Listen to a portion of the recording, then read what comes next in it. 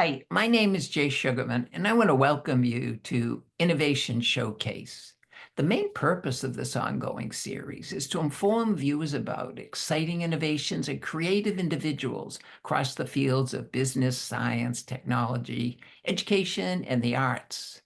Today, via Zoom, we're fortunate to have as our guest Bill Murphy from Grafton.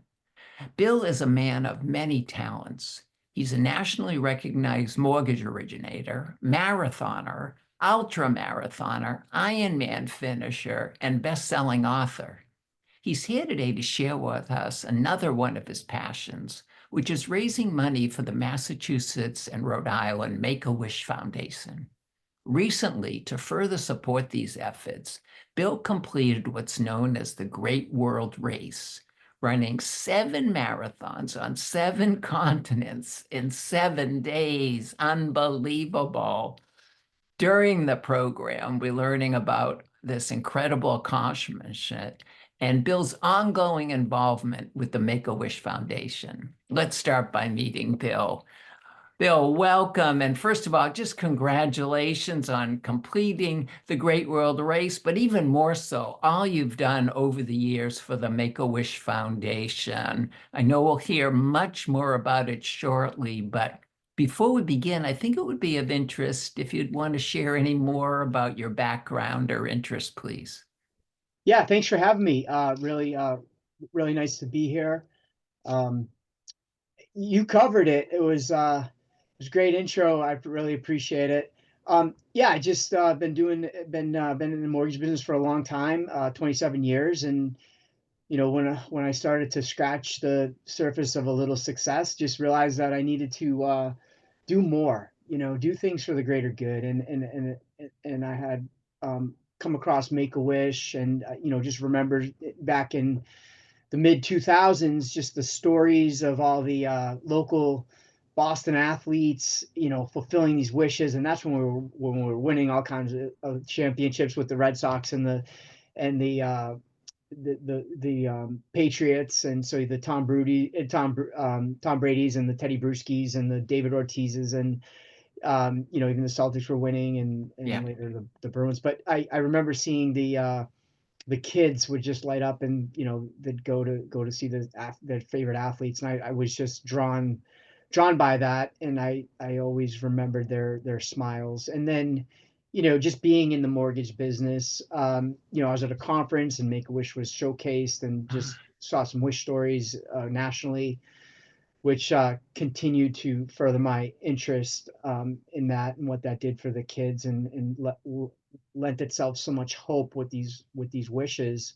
And I started just giving back, because it just seemed like a great organization. But then later, was when I took my own kids to Disney, and I watched firsthand in person what those wishes meant when those kids in Disney with their families. And there was some there was some struggles in the past, or the ongoing or whatever, but for those days at Disney, there was smiles from ear to ear, from across the children to the parents to the siblings, and everyone was just having a great time. And I was just like, that's my calling. There's my nudge. And so we've partnered with Make-A-Wish through Fairway, our company, Fairway Independent Mortgage, it's a national company, but we've given back to Make-A-Wish Massachusetts and Rhode Island on behalf of our clients. For every transaction we close, there's a bit of the proceeds that go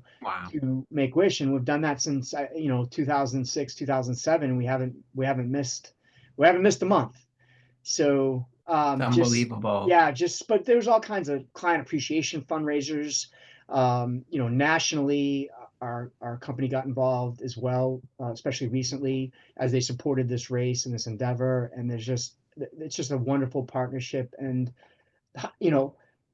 it's so fulfilling, to do things for the greater good beyond yourself. When you set out, especially for like the Great World Race, it was like, can I do this by myself? I need a stronger reason and a cause, meaning, purpose, to go do 7 marathons, 7 days on 7 continents. And that's that's where we're at. And given all the challenges you've taken on, what inspired you for the Great World Race as your most recent one? Yeah, so as I mentioned, been in the mortgage business for so long, and last year was probably one of my worst years ever. But here's the silver lining: I was always so busy to really really do some things that I probably should have been doing all along, and that was, I went into some spiritual retreats and did some things with my family that I was too busy to do, quote unquote. And so just being a rough year, I was like, you know what? Now it's time. I'm gonna do some different things. And I got involved with some spiritual things, with my sister. We went to see went to a meditation retreat with Joe Dispenza down in Florida for a week. Took my son to Wim Hof expedition out in Poland, and did some things with my moms. I studied martial arts under the Hmm. Shaolin monks, and the Wow. theme there was that every single spiritual retreat I was at, it seemed like they all said, they echoed the same message, and that was change the world. We all have to change the world. We have to do our part to change the world. And so, believe it or not, when I was in Poland with my son, I was like, this is coming across my feed, this thing called the Great World Race, 7 marathons, 7 continents, 7 days. I was like, is that even possible? And my son Cameron's like, Dad, do it. And I was like, all right, well, I'll look into it. But so what was coming to me is that, if I'm going to do something like that, I have to attach something beyond me to do it, because this is quite the challenge, right? And so, I've been running and training and doing things there, but I knew I would need to rely on something beyond my own training to pull through some of the dark times. And when you are going through some adversity, and that you're not just doing it for yourself, you're pushing your own limits. But you think about the kids with critical illnesses that don't have a choice but to continue their fight and being resilient. And I'm like, what's my excuse? I'm a little tired, I'm a little jet lagged, I'm a little sleep deprived, whatever, like, still put one foot in front of the other. Let's go. And that's how we approached it. While we're not going to talk about the book you wrote, but you bring those points home loud and clear in Thriving in the Storm, which highly recommend people look into a little later. But getting back to the Great World Race, you mentioned the sort of logistics involved. Can you take us through a little bit before we enjoy some images of parts of it? What was involved in getting there, and then how you and the others involved pulled this off in 7 days? Sure. Well, first of all, nothing went according to plan, including uh, the day we were leaving for Antarctica. And we actually switched continents midway through. So I'll talk a little bit about that. We Wow. met we met in Cape Town, South Africa. That was our meeting place for our briefings, and we were to depart Cape Town to Wolf's Fang, Antarctica. And during our briefing, we were supposed to leave 2 days later. Well, they showed a chart, and unbeknownst to many of the athletes, including myself, that there's no radar or air traffic control in Antarctica that helps land the planes. The pilots go off site, and they land on ice, plowed ice and snow, and little unnerving, little uneasy, but exhilarating to think about. But with that being said, they need a clear path, clear vision, a clear runway, if you will. And so we had an 8-hour window, but that 8-hour window wasn't in 2 days. It was that we need to leave and be in the lobby at 5 a.m. tomorrow morning. So we actually left a Oh, day, we started the whole race a day early. Now, logistically, I actually didn't even think about that, but could you imagine the race director having to call the whole world to rearrange our marathons, right? I mean, wow. there's a lot involved. I mean, you have to outline the courses, you have to get volunteers, you have to, logistically, that's probably a nightmare for them. But he led so calm and cool that we didn't feel it. I didn't even think about it till after we were done, but Wow. we left that next morning, which was kind of good because it was like, all right, we're not sitting around waiting for a day, hurry up and wait. And we didn't have to hurry up and wait, which was great. So we took off a day early, and we got there. It was just so beautiful. It was pristine. It was Mm. iconic. It was pinch me, I'm in Antarctica. I thought, the closest I ever came to Antarctica was pictures in a geography book in seventh grade.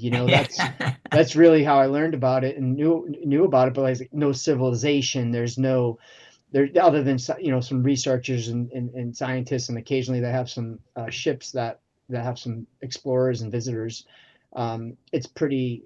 It's just pretty desolate, right? So we're inland. I didn't know that either, but we're inland and we're 4,000 feet above sea level, which kind of posed some problems because a few of the athletes had trouble with the altitude, Mm. a little bit. And so what was the temperature? That was the biggest question. What was the temperature? The temperature was, uh, I believe it was about 5 degrees when we landed, and there was a wind chill on the other side. So when we were in the sun, it was about 5 degrees.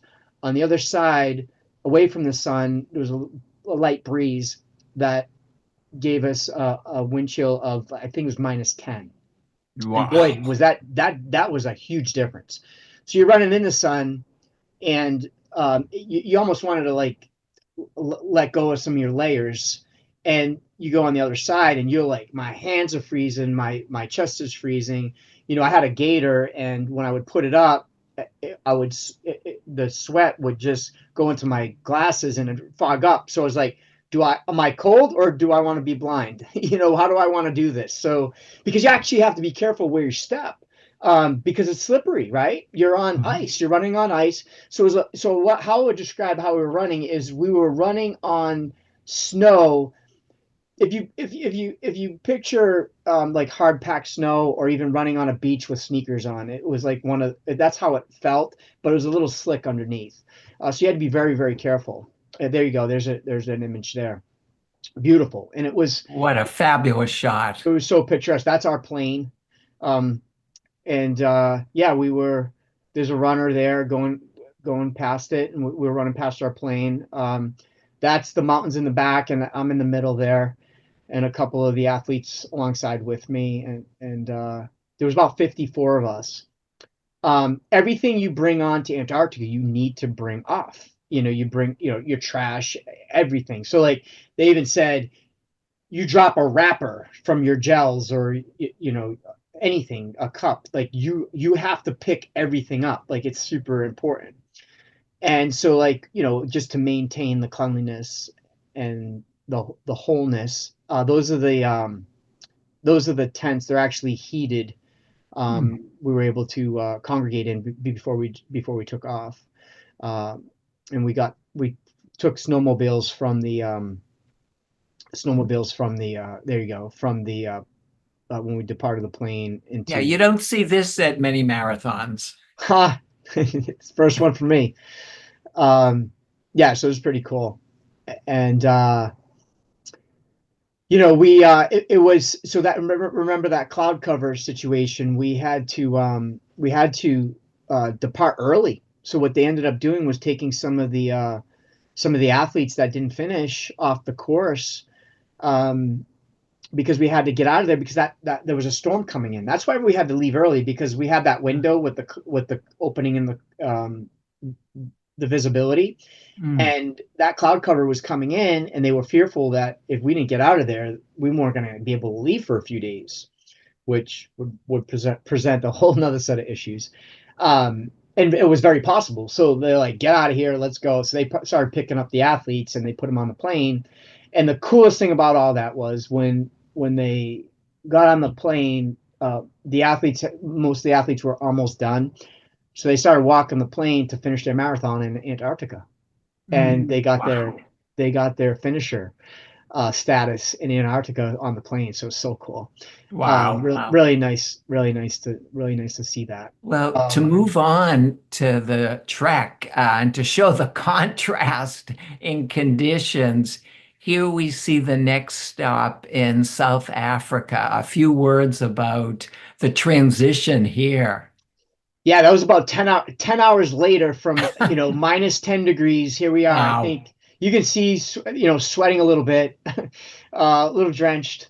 I think it was about 75-ish around, maybe approaching 80, but it was nice. It was pleasant to run in compared to what we were in, and it wasn't bad because we were prepared for it. What I will say about Antarctica is I actually, as much as they warned us about the glare, I got really sunburned. My lips, I blistered up a little bit. I got really burnt on my cheeks as a result. And a lot of people said, they watched it live and they saw some of the videos afterwards. They're like, "Hey, you got really bad windburn." I was like, "No, that was sunburn." That Ah, was sunburn from Antarctica, believe it or not. So nice contrast here. Is beautiful run along the water in Cape Town, South Africa, and that was a lot of fun. And we only had about 45 minutes sleep. I had 45 minutes sleep. I don't know about the other athletes, but we got back at 4 in the morning. We had to meet at 7. So, and we also had to pack all our stuff that was still at the hotel because we didn't take it to ouch. Antarctica with us. Because remember, we started in Cape Town, went to Antarctica, came back to Cape Town, ran the marathon there, and all our stuff was there for the week. So we had to Crazy. pack up. So it became, do I eat, sleep, or pack? Unbelievable. Well, Take we're pick your fortunate pick to your have pick pick your a favorite. short clip of you running there. So let's enjoy that. Gorgeous by the water there. Yeah, it was very pretty. Very pretty, very nice town. I loved it. There you. Beautiful morning here, Cape Town. Like six loop marathon course. One was maybe 67 degrees. Sorry, we're all on about an hour and a half sleep at most. We got in about 4:30 last night. Had to meet at 7:30 this morning. So we were talking about the sleep. We were talking about this. It was a six loop course. I know it might be hard for your audience to hear that. Yeah, no, that was clear. And here you are finishing it. Yeah. Believe it or not, that was my fastest time, and it was about 4:40 out of all the races. And that was, we did 2 marathons in less than 10 hours. And that was with no sleep, and that was my best time. And I know there's so much to talk about and cover, but briefly, how did you prepare physically and mentally for this incredibly grueling feat? wow. So physically was the training, right? And mentally it was, you know, I'm not a gifted runner. Many of the athletes, we had Olympians, we had Mm. world class, world class athletes there. We had, a gal, Jenny Simpson from Team USA was running. We had all kinds of phenomenal athletes that was actually their profession. Many fitness folks that were runners, and I just prepared and trained, and so I just followed a program, never missed a day, and it was hard training. And so the way that I trained was we would train 3 or 4 days in a row during our peak, and would run like 20 to 22 miles. Mm. And normally when you run that much, you're getting ready for a marathon, and you only do one day of that and then you do a few smaller runs. But like I was doing 20, 22, 20 miles 3 days in a row, and then maybe 10 miles the next day and another 20, just to get my tired legs used to it, my tired body, my tired mind. I started setting my alarm at different times of the night to prepare. Like I'd just get up at 2 in the morning and go run on the treadmill for a Ah, couple hours, or uh-huh. I would vary times, because if you look at those times when you showed in the beginning, we were traveling all around the world.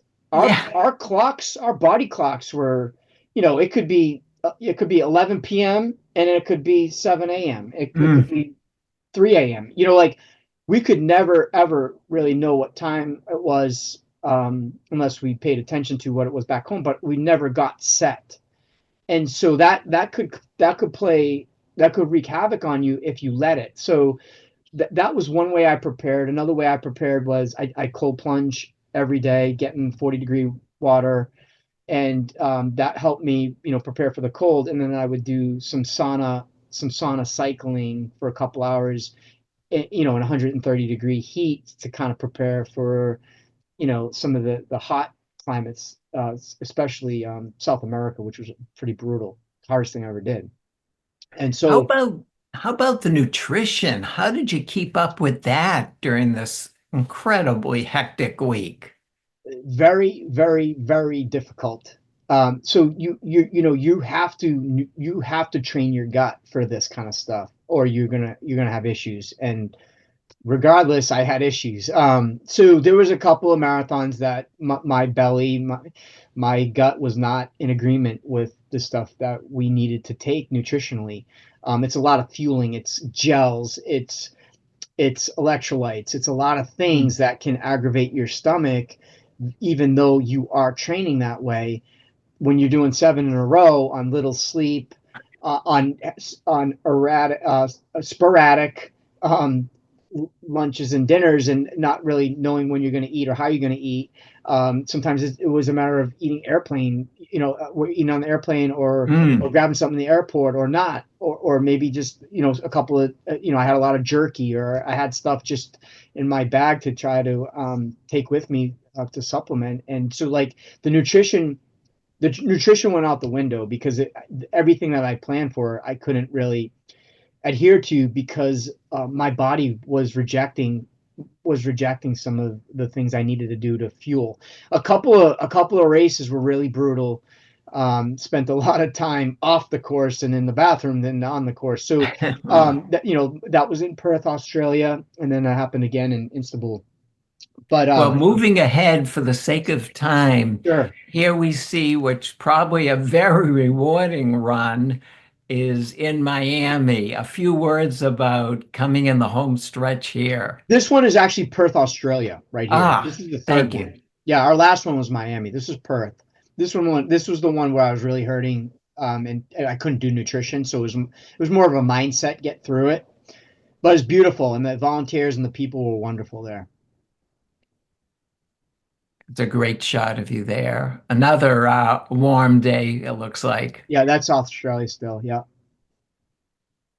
And here we are, I think, at the conclusion. yeah. We finished in Miami, and that was just wonderful to have my family, friends.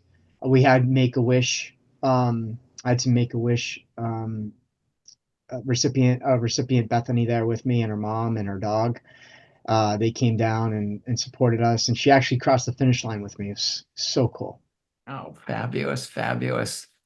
Can you share a little bit more about your involvement, or maybe another story that comes to mind connecting to Make-A-Wish that you were involved with or others that you know?